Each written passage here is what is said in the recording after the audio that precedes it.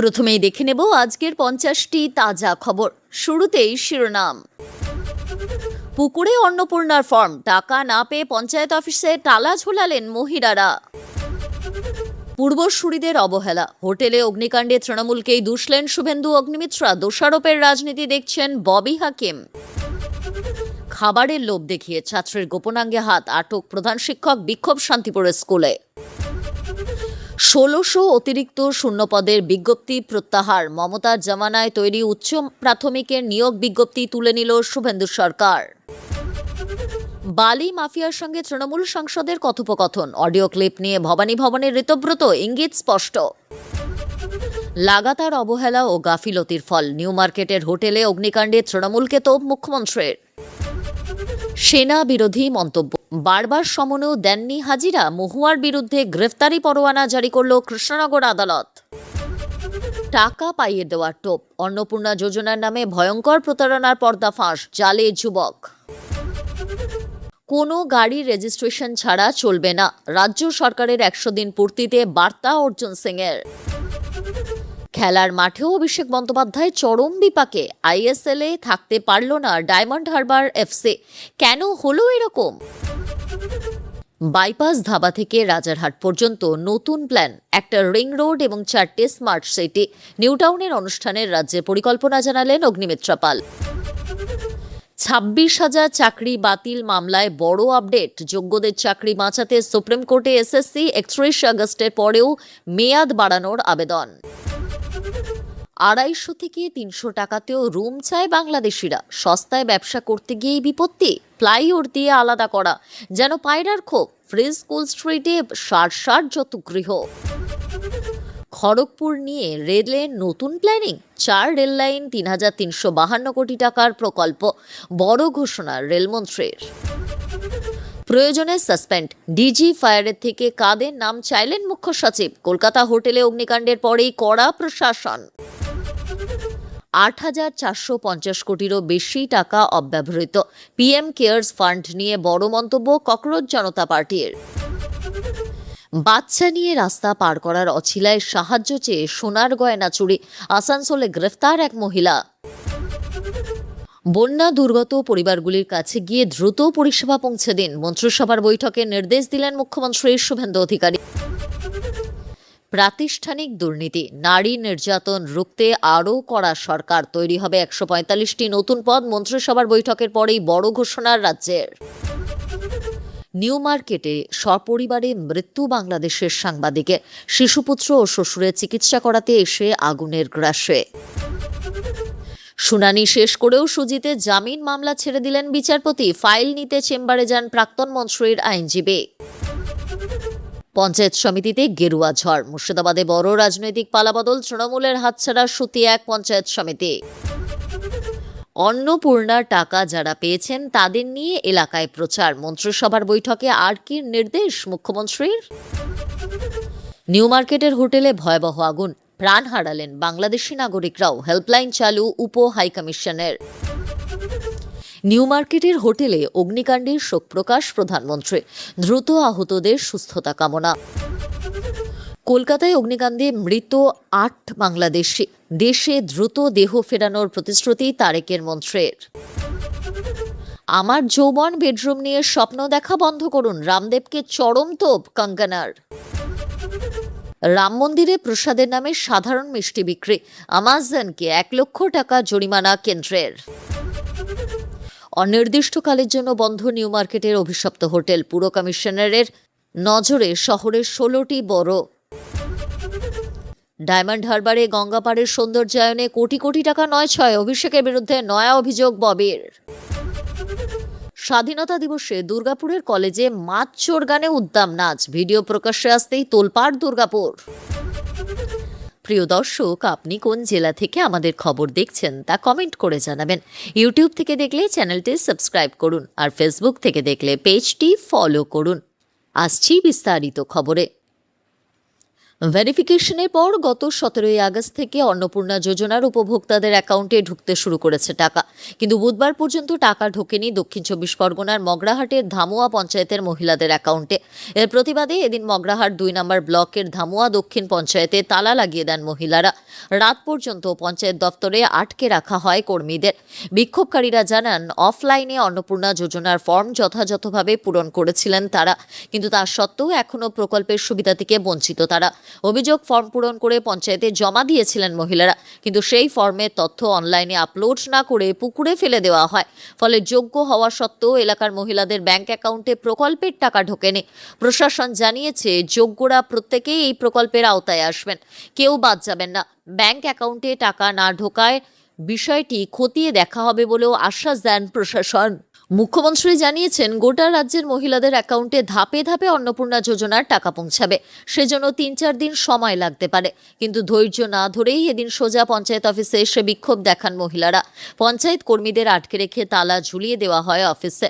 অন্যদিকে এদিনই কুলপিতে অন্নপূর্ণা যোজনার টাকা ঢোকার আনন্দে মহিলারা মিছিল করেন।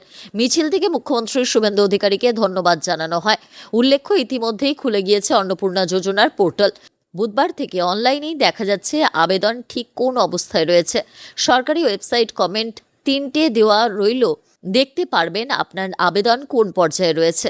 আবেদন বাতিল হলে ফের আবেদনের সুযোগ থাকছে, অথবা অযোগ্য কেউ অনুদান পেলে সেই অভিযোগও জানানো যাবে, তবে সুনির্দিষ্ট তথ্য দিতে হবে। মঙ্গলবার বৃষ্টিরাতের দিকে আগুন ধরে যায় নিউ মার্কেটের হোটেলে। সেখানে একটি 5তলা ভবনে একাধিক হোটেল ব্যবসা চলছিল। হোটেলগুলিতে পর্যাপ্ত সুরক্ষাবিধি মানা হয়েছিল কিনা তা নিয়ে প্রশ্ন উঠেছে। নিউ মার্কেটের হোটেলে অগ্নিকাণ্ডের দায় তৃণমূল জামানার অব্যবস্থার উপরেই চাপালো বর্তমান সরকার। সকালেই দুর্ঘটনাস্থলে গিয়ে পূর্বতন সরকারের এবং তৎকালীন পুর কর্তৃপক্ষের দিকে আঙুল তোলেন রাজ্যের পুরমন্ত্রী অগ্নিমিত্রা পাল। এবার মুখ্যমন্ত্রী শুভেন্দু অধিকারীও ফের তা স্পষ্ট করে দিলেন। মঙ্গলবার রাতের অগ্নিকাণ্ডকে তৃণমূল সরকারের অবহেলার এক ভয়াবহ নিদর্শন বলে মনে করছেন তিনি। যদিও তৃণমূল জামানার মেয়র ফিরহাদের দাবি, সব বিষয়ে একজন মেয়রের পক্ষে দেখা সম্ভব নয়। তার কথায় দায় ঠেলাঠেলি করে কোনো সমাধান সূত্র বেরোবে না। বুধবার দুপুরে সমাজ মাধ্যমে মুখ্যমন্ত্রী লেখেন, বছরের পর বছর ধরে কোনো নিয়ন্ত্রণ ছাড়াই কলকাতা তথা রাজ্যে পরিকাঠামো গড়ে উঠেছে। অগ্নি সুরক্ষা সংক্রান্ত নিয়মবিধি উপেক্ষা করেই বিভিন্ন ভবন গড়ে তোলা হয়েছে। সেগুলিকে হোটেল এবং অন্য বাণিজ্যিক প্রতিষ্ঠান হিসেবে ব্যবহারের অনুমতি দেওয়া হয়েছে। শুভেন্দুর বক্তব্য, পূর্বতন সরকারের অবহেলার ফলেই নিউ মার্কেটের হোটেলে অগ্নিকাণ্ড ঘটেছে। তার অভিযোগ, আগের সরকার ইচ্ছাকৃতভাবে এই বিষয়গুলি থেকে নজর ঘুরিয়ে রেখেছিল।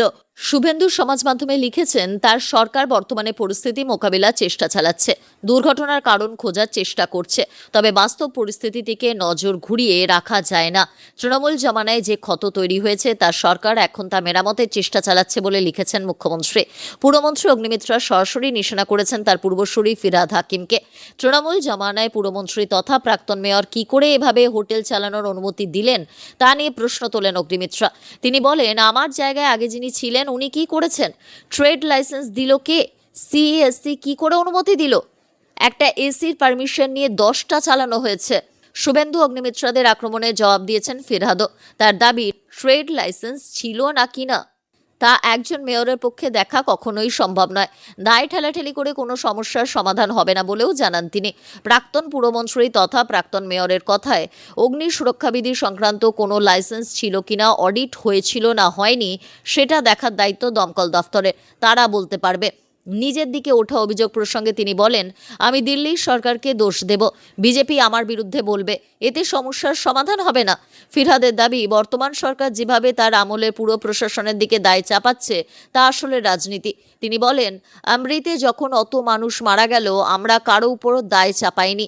রাজ্যে পালাবদলের পরে 3 মাস কেটে গিয়েছে, সে কথা মনে করিয়ে মুখ্যমন্ত্রী শুভেন্দুর দিকেও প্রশ্ন ছুড়েছেন প্রাক্তন মেয়র।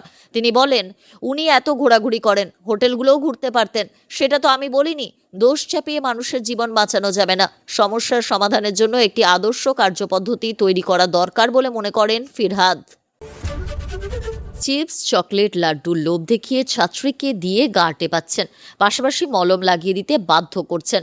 ছাত্রীর গোপনাঙ্গে হাত দেওয়ার অভিযোগ উঠল খোদ প্রধান শিক্ষকের বিরুদ্ধে। চাঞ্চল্যকর ঘটনা শান্তিপুরের একটি স্কুলে। প্রধান শিক্ষককে আটকে রেখে বিক্ষোভ দেখাচ্ছেন অভিভাবকরা। শুধু একজন নয়, একাধিক ছাত্রীর সঙ্গে এমন ঘটনা ঘটিয়েছে অভিযুক্ত শিক্ষক, তেমনটাই দাবি অভিভাবকদের। বুধবার এই ঘটনায় উত্তাল ওই স্কুল চত্বর। পরিস্থিতি নিয়ন্ত্রণে আনতে স্কুলে পৌঁছেছে শান্তিপুর থানার পুলিশ। প্রধান শিক্ষককে আটক করেছে। ঘটনাস্থলে বিশাল পুলিশ বাহিনী মোতায়েন করা হয়েছে। ঘটনাটি ঘটেছে নদিয়ার শান্তিপুর থানার অন্তর্গত মেলের মাঠ প্রাথমিক বিদ্যালয়। অভিভাবকরা জানিয়েছেন, গত কয়েকদিন ধরে এলাকায় টানা বৃষ্টি হচ্ছে, তাই স্কুলের ছাত্রীদের উপস্থিতি কম। ঘটনার দিনও স্কুলে তেমন পড়ুয়া আসেনি, শিক্ষকও আসেনি। সেই সুযোগে স্কুলের কয়েকজন ছাত্রীকে নিজের কাছে ডাকেন প্রধান শিক্ষক। খাবারের লোভ দেখিয়ে তাদের দিয়ে শরীরে মলম লাগিয়ে গা টেপান। একজন নাবালিকার গোপনাঙ্গে হাত দেন। এরপর বাড়িতে গিয়ে নাবালিকার সবটা জানায়। তাতেই ক্ষোভ ছড়ায়। অভিভাবকদের দাবি, এটা প্রথম নয়, মাঝে মধ্যেই এমন কাণ্ড ঘটাতো প্রধান শিক্ষক। এবার তারই প্রতিবাদে স্কুলে গিয়ে বিক্ষোভ দেখাতে শুরু করেছে ছাত্রছাত্রী ও অভিভাবকেরা। প্রধান শিক্ষককে ঘরে আটকে রেখে তারা বিক্ষোভ দেখাতে শুরু করে। খবর পেয়ে ঘটনাস্থলে ছুটে যান শান্তিপুর থানার পুলিশ। বিক্ষোভকারীরা প্রধান শিক্ষকের শাস্তির দাবি করেছেন। পুলিশ গিয়ে সঠিক তদন্তের এবং শাস্তির আশ্বাস দিলে পরিস্থিতি শান্ত হয়। প্রধান শিক্ষককে আটক করে থানায় নিয়ে আসে। অভিভাবকদের অভিযোগের ভিত্তিতে তদন্ত শুরু করেছে শান্তিপুর থানার পুলিশ। উচ্চ প্রাথমিক কর্মশিক্ষা ও শারীর শিক্ষা অতিরিক্ত শূন্যপদে নিয়োগ বিজ্ঞপ্তি প্রত্যাহার করছে রাজ্য। উচ্চ প্রাথমিকে নিয়োগের জন্য 1600 অতিরিক্ত শূন্যপদ তৈরি করেছিল প্রাক্তন তৃণমূল সরকার। তৃণমূল কংগ্রেস জমানার ওই বিজ্ঞপ্তি এবার প্রত্যাহার করে নিচ্ছে রাজ্য সরকার। বুধবার বিচারপতি রাজাশেখর মান্থা ডিভিশন বেঞ্চে বিজ্ঞপ্তি প্রত্যাহারের অবস্থান জানালেন রাজ্যের অতিরিক্ত অ্যাডভোকেট জেনারেল বিম্বদল ভট্টাচার্য। একক বেঞ্চের নির্দেশকে মান্যতা দিয়ে প্রত্যাহার। বেঞ্চ আগেই বাতিল করে 1600 অতিরিক্ত শূন্যপদের বিজ্ঞপ্তি, কিন্তু সেই রায়ে অখুশি হয়ে নিয়োগ প্রার্থীরা হাইকোর্টে ডিভিশন বেঞ্চে মামলা করে। সেই মামলাতেই বর্তমান সরকার তাদের অবস্থান স্পষ্ট করে দিল।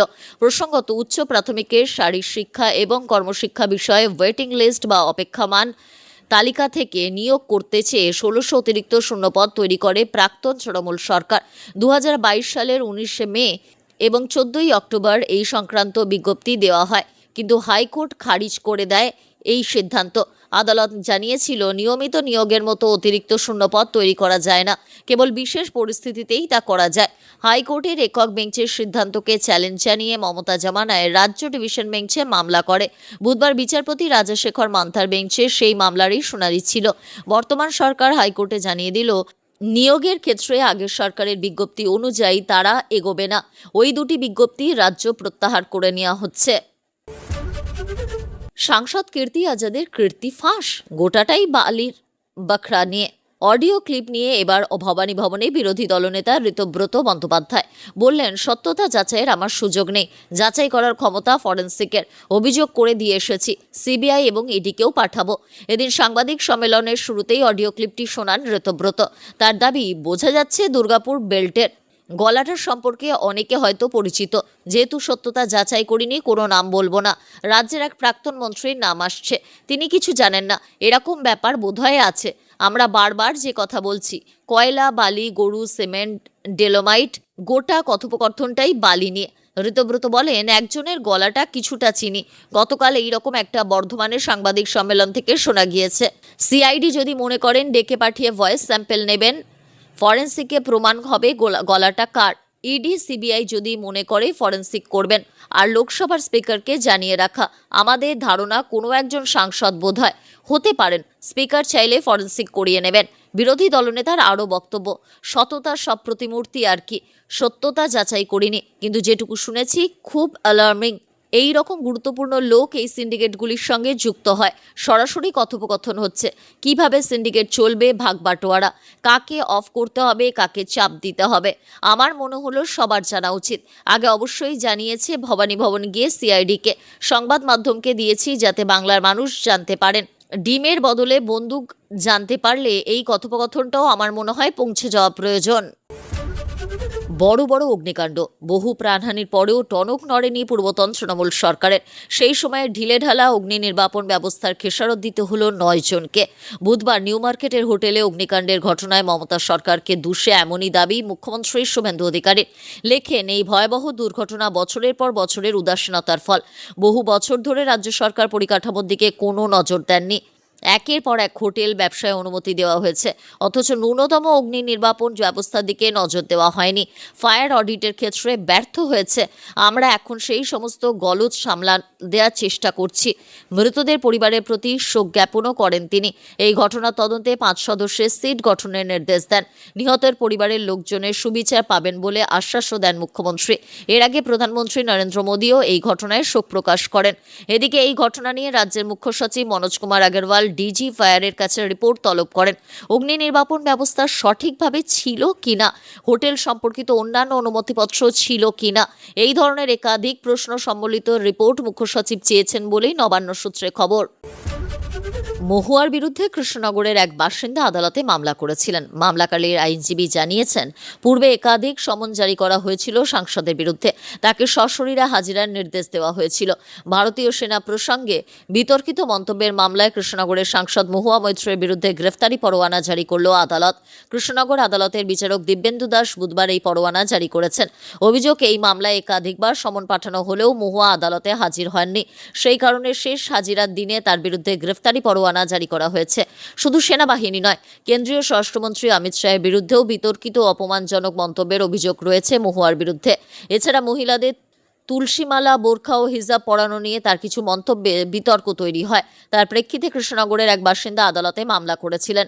মামলাকারীর আইনজীবী শীর্ষেন্দু দাস জানিয়েছেন, পূর্বে একাধিকবার সমন জারি করা হয়েছিল মহুয়ার নামে। তাকে কৃষ্ণনগর আদালতে সশরীরে হাজিরা দিতে বলা হয়েছিল, কিন্তু তিনি একদিনও আসেননি। মহুয়ার বিরুদ্ধে আদালতের দ্বারস্থ হয়েছিলেন কৃষ্ণনগরের নাজিরাপাড়া এলাকার বাসিন্দা চয়ন নন্দী। তার হয়ে আদালতে সওয়াল করেন আইনজীবী দাস। তিনি বলেন, মহিলাদের তুলসীমালা, বোরখা ও হিজাব পরানো, কেন্দ্রীয় স্বরাষ্ট্রমন্ত্রী, সেনাবাহিনী ও জওয়ানদের নিয়ে অশালীন মন্তব্য, মহিলাদের শালীনতা হরণ সংক্রান্ত অভিযোগ দায়ের করেছিলেন আমার মক্কেল। বারবার সমন পাঠানো সত্ত্বেও কোনো তারিখেই তিনি আদালতে হাজির হননি। জেএম তৃতীয় আদালতের বিচারক দিব্যেন্দু দাসের এজলাস থেকে সশরীরে হাজিরার শেষ দিনে তার বিরুদ্ধে গ্রেফতারি পরোয়ানা জারি করা হয়েছে। মহুয়ার মন্তব্যের প্রেক্ষিতে তার বিরুদ্ধে ভারতীয় নাগরিক সুরক্ষা সংহিতা এবং ভারতীয় ন্যায় সংহিতার একাধিক ধারায় মামলা হয়েছে। নারীর শালীনতা ক্ষুণ্ণ করা, বিভিন্ন গোষ্ঠীর মধ্যে দ্বন্দ্ব উস্কে দেওয়া, ধর্মীয় ভাবাবেগে আঘাত করা, ভয় দেখানো এবং ঘৃণা ভাষণের সংশ্লিষ্ট ধারা যোগ করা হয়েছে তার মামলায়। তাতেই এবার গ্রেফতারি পরোয়ানা জারি করায় কিছুটা অস্বস্তিতে পড়লেন সাংসদ। অন্নপূর্ণা যোজনার টাকা পাইয়ে দেওয়ার নাম করে খোদ উলুবেড়িয়া মহকুমার শাসকের কার্যালয় চত্বর থেকে মহিলাদের থেকে টাকা নেওয়ার অভিযোগ। হাতে নাতে পাকড়াও উলুবেড়িয়া ধুলশিমলার বাসিন্দা গুঞ্জন মণ্ডল। বেশ কিছুদিন ধরেই উলুবেড়িয়া মহকুমা শাসকের কার্যালয় চত্বরে ঘোরাফেরা করতে দেখা যায় এই যুবককে বলে অভিযোগ সেখানেই দাঁড়িয়ে থাকা মহিলাদের কাছ থেকে অন্নপূর্ণা যোজনার টাকা পাইয়ে দেওয়ার জন্য কারো থেকে 200, কারো থেকে 500 টাকা নেওয়ার অভিযোগ ওঠে ওই যুবকের বিরুদ্ধে। বুধবার সকালে উলুবেড়িয়া মহকুমা শাসকের কার্যালয়ের স্টাফেরা তাকে হাতে নাতে ধরে ফেলে। টাকা নেওয়ার কথা স্বীকার করেছে অভিযুক্তের মোবাইল থেকে বেশ কিছু আধার কার্ডও পাওয়া গিয়েছে। তাকে পুলিশের হাতে তুলে দেওয়া হয়। অভিযুক্তকে আটক করেছে উলুবেড়িয়া থানার পুলিশ। স্বাভাবিকভাবেই সরকারি প্রকল্পের সুবিধা পাইয়ে দেওয়ার নাম করে সাধারণ মানুষের থেকে টাকা হাতিয়ে নেওয়ার অভিযোগকে ঘিরে ব্যাপক চাঞ্চল্য ছড়ায় উলুবেড়িয়া মহকুমা শাসকের কার্যালয় চত্বরে। স্থানীয় ও প্রশাসন সূত্রে জানা গিয়েছে, গত কয়েকদিন ধরেই ওই যুবককে উলুবেড়িয়া মহকুমা শাসকের কার্যালয় চত্বরে সন্দেহজনকভাবে ঘোরাফেরা করতে দেখা যাচ্ছিল। বুধবার সকালে অন্নপূর্ণা যোজনা সংক্রান্ত আবেদনের বর্তমান স্ট্যাটাস জানতে বহু মহিলা মহকুমা শাসক দপ্তরের সামনে ভিড় জমান। সেই সুযোগে অভিযুক্ত যুবক চত্বরে উপস্থিত মহিলাদের কাছে গিয়ে নিজেকে প্রভাবশালী বলে দাবি করে এবং প্রকল্পের টাকা দ্রুত পাইয়ে দেওয়ার নাম করে টাকা দাবি করতে শুরু করে। কারো কাছ থেকে 200 টাকা, আবার কারো কাছ থেকে 500 টাকা করে আদায় করছিল সে। যুবকের এই সন্দেহজনক আচরণ দফতর চত্বরে কর্তব্যরত সরকারি কর্মীদের নজরে চলে আসে। প্রত্যক্ষদর্শীদের সন্দেহ হলে কর্মচারীরা তাকে ঘিরে ফেলে।